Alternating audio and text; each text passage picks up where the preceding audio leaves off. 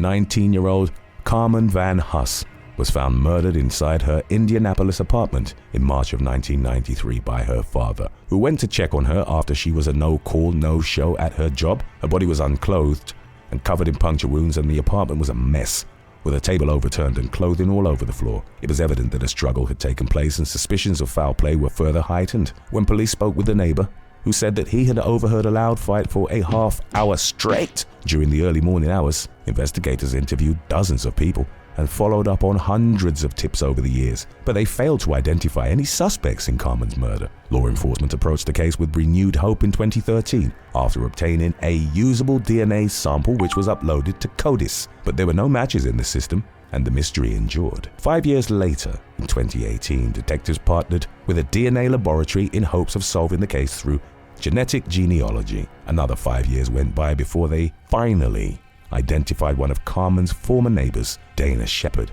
as the suspect. Armed with a warrant for a DNA sample, investigators traveled to Missouri, where Shepard was living.